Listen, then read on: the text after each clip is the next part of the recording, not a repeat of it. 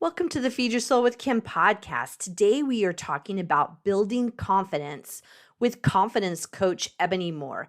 Ebony is extraordinary in this podcast, and you really want to have a listen. She is talking about confidence, why it's important, how to build it up, and she's talking about it through the lens of her personal experience and her experience with her clients. Listen, and you will hear two great tools to increase your confidence that you can start using right now. Let's get started. Hi, everyone. This is Kim McLaughlin, and we're on the Feed Your Soul with Kim podcast. And today we have a special guest. I want to introduce Ebony Moore. I met her actually on her podcast, bosswife.live. Bosswife.live. We met before. We had this super conversation, and I wanted you to talk with her. I didn't want to keep her to myself because I really enjoyed talking with her. Welcome, Ebony. Welcome to the podcast. Tell us a little bit about who you are, what you do, and then we'll get started on some conversations. Hey, Kim, how are you? And thank you so much for having me on your podcast. This is definitely an honor. So I am a mother of four. I work a 9 to 5. I am a certified medical assistant, and then at night, I am a life coach. I do confidence coaching for women. And then I also have my own modeling studio, which is for kids and up. Like I like to say from 6 to 60. And that's a lot of fun. And that's definitely about building confidence as well. And then I also do, I have a blog, I have a podcast. I'm just all about motivating and inspiring women in all areas of life. So that is me in a nutshell. That's cool. I find that interesting. I think a lot of people will resonate with the idea of, working during the day, kind of your 9 to 5 job, and then having this other passion that you're doing, and you do it at nighttime on the weekends. And yes. And so I don't know. Everyone, Ebony and I were talking before we started, and kind of the thing that made me like her and just kind of want to talk to her more is these ideas of empowerment and confidence. And I thought it was super interesting that you're doing modeling, because that whole thing about body image really comes into modeling and confidence. So kind of what do you think about all that in terms of building up confidence? And maybe first we'll start with what have you been seeing causes the lack of confidence? Why aren't we very confident in ourselves? Well, I can definitely tell you, in my experience, just kind of sticking with the modeling thing, I started modeling when I was 12. And then I started at Barbizon, which if people are listening, they know who Barbizon is. It's like one of the big top modeling studios, and I started there, went through the whole program, and they loved me. And they were like, oh, we want to see you to New York, but we have two options. Like, one option was to shave all my hair off, because I always wear my hair towards my face. So she said it makes my nose look bigger. Or I can just get a nose job. Literally, those are my only two options. And so I was like, oh my God. Now you're telling this to like a 13, 14-year-old, because it's like a 2-year program, whatever. And I was looking at my mom like, okay, it didn't hit me what she was asking me. It just kind of hit me like, oh, okay, I need to do something different, whatever. And I was looking at my mom like, okay, I really want this opportunity. Well, whatever. Like, of course we didn't do that, either one of those. And so that was my first encounter with kind of my self-esteem blow or whatever, Afterwards, I started modeling locally, and then the agent that I was with, he kind of like took me to New York, Chicago. I modeled in Atlanta, like the big Runner Brothers show. And so I built up this great self-esteem about what I look like, not no regards of what was in my head. But I got married at 18, and we immediately started having babies, right? So after that, my confidence took this huge blow, because I had gained all this weight, and I felt like I was nothing. My whole identity was wrapped up in my size and what I could do with my body. And so I totally drowned in that. Totally. That is so interesting that, it's interesting to me that at 13, you and your mom, it sounds like, had confidence to no, I'm not changing my hair. No, I'm not changing my face. This is ridiculous. I'm not the problem. the problems out there, right? Right. And you guys Right. were able to do that. And it's interesting to me also because what I hear about that field of being in modeling is that it really does, it can beat you down. Oh, You're definitely. you're not thin enough, you don't look right, your skin color's not right, you're whatever. And there are things that are often just not changeable or we don't want to change. And so that you were able to move through all of that with confidence, right? And Right. then when you Right. started having children and gain weight, which we often, childbirth, bodies change, it Yes. just does. And then we get Yes. older and then bodies change. So how is it you find that that the confidence, what was the progression of the confidence decreasing, during from having it higher to having it go down? Like what happened for you with that? It was horrible. I definitely misplaced my identity. I didn't lose it. I just misplaced it. And I just gave up on it. Like I gave up hope on it. And a lot of people kept coming to me because I was still doing a little modeling coaching because people knew my resume. So they were like, oh, can you come in and work with some models here? Can you come in, construct a fashion show? And I was like, sure. And people were trying to like motivate me into becoming a model again. But at that point, like I felt like my body was just unacceptable. Like, because when you're not supposed to be overweight, your body is unproportioned. So I was looking at how unproportioned my body was, how my skin was reacting to everything that I was eating, how it was just my body was overreacting to my emotions were reacting to the food that I was taking in. Like it was hard. Like it was to the point where I didn't see myself. I literally got up, got dressed, did my hair, did my makeup, and never recognized myself, never acknowledged myself. And Yeah. so in that downward spiral, like it was kind of uncontrollable. Like Yeah. I accepted, beating up on myself. I accepted not recognizing myself. I accepted the fact that I wasn't good enough for society. And that was a really tough time for me. Hi, guys, this is Kim, and I want to let you know that the Emotional Eating Solutions 8-week course is open now. You can find it on my website at feedyoursoulunlimited.com. Go to the Work with Kim tab and click on that. This is the time to get peace with food, and I know this course will help you. You also can find the link in the show notes to the Emotional Eating Solutions 8-week self-study course. Yeah, it sounds like it moved into kind of the confidence, the lack of confidence was like that self-talk, that things that the negative Oh, stuff. definitely. And I'm doing comparison. It's interesting, like we can be harder on ourselves than anybody else could ever be, Yes. right? Yes. And the beat up Yeah. and the beat up. And I can only imagine, being 18 and having children. And so then, I have this role as this wife and mother, and then I have this role as this entrepreneur, but my body, and then what happens, right? We don't have time to take care of our body, Us. right? And then we Right. feel worse. And so it's interesting to me that it kind of outpictured in your body, but it was really going on in your head. Oh, most definitely. It was.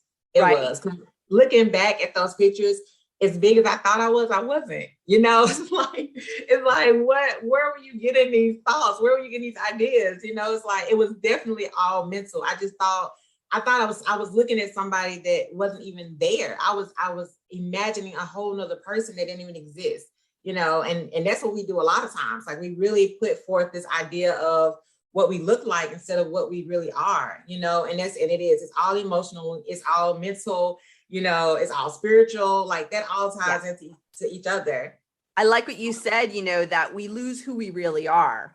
That's what I think of. It's that self-love part that like, who I really am. This is what I think a lot. It's like my body is not who I am. Yeah. Who I am is on the inside, and this is just kind of the way I float around the world and get things done. Right. But just take it that there's something really wrong with us. That shame, right? That shame of like who I am is bad based on how my body looks. And then our head starts spinning with it. Yeah. So it's interesting because that's not uncommon for women moving in, having children and then feeling so divided. What was it that helped you begin to like recognize that there was such a lack of confidence and move into being more confident? My children. My children, the older they got into modeling, they got into acting. Their biggest thing was acting. They really loved acting. You know, modeling is kind of like that drug that opens up the gate. Like you start modeling and then you get into this whole industry, you know? And so they started modeling, started acting, and watching them just being born with this, I would say unrealistic, but like this unicorn version of themselves. You know, kids they don't see something bad. They don't see anything wrong. Like they love who they are and they're born with that naturally. And they're just full of life, full of zeal, and they're full of their self. And so looking at my girls, you know, boys are always, to me, they've always been confident from day one, right? They don't really struggle like girls do. But looking at my girls and watching them get in the mirror and like dance and, you know, take pictures of themselves and wanted me to look at them, like I was just kind of like, how in the world am I raising such beautiful girls and just full of themselves, and I'm feeling the way that I feel about myself? And obviously, you know, they're learning everything that I'm putting out. So I didn't want them to feel the way that I felt about myself. And then I didn't want to lie to them and say, oh, you're beautiful, you should believe me. Because I don't believe people when they tell me that, you know? Wow, so it's like, they definitely changed my life. They are the reason why I started my modeling studio, because I didn't want kids to, and they do, once they go to school and they get around this whole nother environment, they lose themselves piece by piece because people are taking it from them, you know? Sure. And so that's why I created my studio. I wanted them to know, regardless of who you are, what you like, what your nose looks like, what your hair looks like, you are freaking amazing. Like nobody else in this world looks like you. Nobody else has our fingerprint. So watching my children helped me to rebuild my confidence. What an interesting thing to do. I just kind of like, my head was just kind of was exploding with ideas about how, you know, one of the ways to build confidence is look back at those kids, because it makes me think of you talking about you at 13 going, no, my body, there's nothing wrong with my face. There's nothing wrong with my hair. I'm good. And that if we go back to that kind of be like a little child idea, that we really can push through some things and go, they're confident just because of who they are. They don't need to be a CEO. They don't need to make a certain amount of money. They don't need to look a certain way. If they're just allowed to be who they are, they totally are confident and believe in themselves. It's like they move in that direction of confidence no matter what. And so kind of remember back when you were kids, or watch little kids and how amazing they are, to use that as your confidence booster to get back into yourself and your self-love. Because it's interesting, because like it's such an industry that can beat you down, but it's to me that you used it as an industry to, oh my God, you used it as an industry to build yourself back up. Right. Definitely. Right. I did. Yes. What made you decide to be, I mean, within that, I find that interesting, to be a coach and to help people. Like what moved you then from the modeling, or kind of as you're doing modeling, you're doing these other things too? The coaching. Yeah, because I realized in the studio that that's what I was doing. You know, I was coaching them. We have confidence classes, we have etiquette classes. Of course, we have modeling classes, makeup classes, we do body art and acting. So in everything, and I don't teach all those classes, I only teach the modeling class. But, you know, in watching the other kids interact with the other instructors, and watching, I do the etiquette classes and the confidence classes, and just listening to everything that I have to study and read, and then, you know, deposit back into them. I was like, wait a minute, like I can do this for a full-time thing, you know, because women need this, not just children, because half the time they don't need it. You know, when they come into the modeling studio, like they're like, okay, yes, I got it. This is where I want to be. But like, you know, adults, we lose it. We lose it big time. We lose it way more than kids do, you know? So I was like, you know what, the tools that I'm giving back to these kids, I really need to deposit back into somebody else who really needs it, you know, just as much, because I'm not alone. I know I'm not the only woman who's ever gone through this. So I took those tools and I started building my confidence coaching classes as well, because I know that even though we feel beautiful, we have our moments where we're like, oh my God, I'm really feeling myself. This is a great outfit. I love my hair. You know, we still have those days where we're like, oh my God, I don't want to get up. I don't want to leave out this house. I don't want anybody to see my face. You know, we still have those ups and downs about ourselves. And yes, we're still going to have those days regardless of how we feel about ourselves. But I think we have those down times more often than we have those I feel beautiful, I feel amazing times. Right. So what are some things that you do with people to help build up that confidence in them? So the name of my studio is called Reflections. It's called Enchanted Reflections. So in my confidence building life coaching, we do a lot of reflecting. We do the whole mirror sessions where it's just you in the mirror. It's just you looking back at you. You kind of talk to that person who you used to be, and you kind of coach that person along to who you want them to be. So that's one of my main courses that we do. Yeah. That's so interesting to me because I used to think of that before and I haven't ever done it, but that was one of a skill I was thinking of with people, because what happens for us when we don't like our bodies and feel fat and feel out of control inside of our bodies, we want to do everything to not look.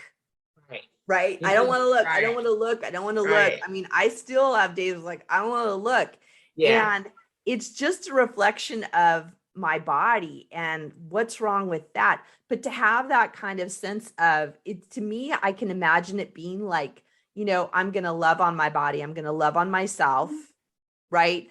And, there's this thing about looking at yourself in the mirror that's like, ooh, there I am. Like, can I really be with me and really, the kind of that metaphorical look at myself, like look at me and who I am. Right. Yeah. We I think we stutter a lot of times when we look in the mirror, like I hope that's a good word. Like we do, because we don't really take it for granted. Like I said, I got up and did my hair, makeup, got dressed, and I never acknowledged that I'm looking at myself, because I didn't like myself. I didn't like what I was looking at.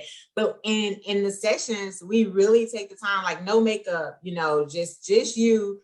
And you're just really looking at every mole, every hair that's out of place, every hair on your chin. Like, what do you like about your earlobes? Like, I have discoloration in my skin. Like, no, love every bit of it. Because you know what? It's funny. When we were in the dating world, or if you are dating or if you are married, they like what they're looking at. Why don't you? Right? Like, even on our worst day when we were dating, that was a day that somebody always tried to come and talk to you and get your number. Like when you run out to the grocery store, you got your hair tied up or whatever, flip-flops on. Those are the days when somebody's trying to get your number. So guess what? Like, you can't look that bad if somebody else likes what they're looking at, right? And they're not the only person. Like, I love that. Love yourself the way you are, because that's what people are attracted to, right? That when we're out without our hair done, without the makeup on, without the special clothes, like they're attracted to that because they're attracted to you, right? That person who you are. And so let's be more of that. So I can only imagine, that like if I'm looking myself in the mirror, kind of what are some things that you ask the people to say to themselves, or like how do they move into viewing themselves differently and kind of having a different self-talk about it? Well, we first go over who you used to be. Imagine a person that, like, going back to that childlike stage. Imagine that person when you first fell in love with yourself. What was it about yourself that you loved the most? Whether it was your eyes, whether it was your hair, your nose, your lips, whatever, your skin color, the shape of your face. That's the person you need to imagine. Now, fast forward to now, what has changed? Whether it's 5, 10, 15 pounds, okay, but that same person is still there. The person that you fell in love with wasn't just a reflection. It was also a characteristic. Like there was something that you loved the most about that person. It wasn't all physical. And I think a lot of times we allow the workplace, we allow family, we allow spouses, children, all that stuff plays into what we're looking at. It does, because when you look at yourself in the mirror, you don't have a blank space in your head. You're thinking about what you got to do for the day. You're thinking about what you did last night. You're thinking about what errands you got to run, what you're supposed to do at work or whatever. If we can just strip away everything and focus on Ebony at that moment in this mirror, how do I need to be there for you today? Because I'm going to be there for everybody else. But I need you to tell me how you need me to be there for you. And that's what we work on. So ask yourself, how do you need me to be there? How can I be there for myself? How can you be there for you? Right? Right. Yeah, that's such a deep question. How can we be there for themselves? How can I be there for me? And that's it sounds like it can lead to a lot of healing for people to get back in touch with kind of who they really are and what they really need. That's all it is. Like when I spoke with you on my podcast, like you changed my view of food. Like, so it was, and we didn't even have that long of a conversation. I was kind of like, oh my God, like, and that's all it is. It's a healing process. We just have to get over all the other stuff that we've been going through and putting ourselves and allowing ourselves to go through. Like, yeah, we allow ourselves to go through a lot of stuff. Some things we can't help, some things we can. But at the end of the day, it's definitely a healing process. And you have to just, if I can, the only reason why I'm there for other people is because I love them, right? We don't put ourselves out for strangers. We don't put ourselves out for people we don't like. We don't put ourselves out for people we can do without. We put ourselves out for people that we love. So why can't I put myself out for me? Like, strip away everything and heal you. Yeah, definitely. Be there for you. That's super powerful information. And I love that because that fits in alignment with what we talk about a lot here on the podcast about self-love and what are we going to do? And what I love is that you're talking about really identifying if you're having the lack of confidence, you're not feeling good about yourself. And then, you've given some really great tips on what people could do to get back. What I hear is like, it's like even moving beyond confidence into who am I? Right. It's like beyond confidence. It's so internal, so spiritual and mindful about ourselves. And that if we move in, use confidence. Oh, this is what I'm thinking, use confidence as a way to begin to move back into yourself. Right. And that's what you're talking about is that it's super doable to get back in touch with yourself and that you can do some, pretty, I'd call it simple within quotes. Cause looking at yourself is simple. It's just not easy. It's like, that's true. That's true. It is. It can be tough. I love that. Thank you for bringing that up. So if you could give somebody a takeaway today about what they could do today to help boost their confidence. I know that was a really long one about the mirror, but like if they could do something short and simple, what might that be to help boost confidence? Send yourself a text message every day. What? Okay. So now so give me that. So like, what are you talking about? You shock me. Like, I don't even know that one. So send yourself a text message every day and encourage yourself. It doesn't have to be long. It doesn't have to be short. It can be whatever you want it to be. Like I said, be there for you. So if you say, Ebony, I need you to be strong for me today. That's it. Ebony, I need for you to go the extra mile for me today. Yeah. Ebony, I need you to stand up for me today. Wow. Yeah. Well, okay. I just got a little shivers because that's my takeaway today. I don't do that, but I like that one. Send myself messages. And it's like, they just was like, oh, okay. And then you gotta go, oh, that was obviously the message that I needed today. I love Definitely. And don't open it. Don't open it as soon as you send it. Take time, go 2 or 3, 4 or 5 hours and then open the message. Yeah. Yeah. And so it's like really new and like, oh, that's right. I need that right now. Yeah. That's my doable. That's my takeaway. I love that. Ebony, thank you so much for being on the podcast. How can people contact you? What are the places they can find you at? So I'm on Facebook, Instagram, Twitter. I am on LinkedIn. You can find me on my podcast, which is bosswife.live. You can also find me at Purposeful Thinking 360. Mm-hmm. That's also on Facebook. And it's also my website for life coaching, podcast. Everything is under one umbrella. Okay. And just everybody, just so you know that if you're driving or listening to this, I'm going to put this in the show notes so you can definitely connect to Ebony. She's got a lot of good stuff. Like seriously, listen to her podcast, bosswife.live. Super good. She has a lot of people. What I like about Ebony is that we're on the same path that she does short podcasts. So like you can literally listen to it on your way to the grocery store and come out feeling better and have some really good inspiration. So I really recommend that you check out her podcast and we'll give all the links in the show notes. Thank you, Ebony, so much for being on a podcast. We loved having you. Thank you. Thank you for having me. Great. Thank you for joining us on the Feed Your Soul with Kim podcast. We come to you every Monday with fresh new ideas to help you end emotional eating and put food in its proper place as nourishment. Please be sure to subscribe to this podcast and review it and let us know what you think. Thank you for joining us.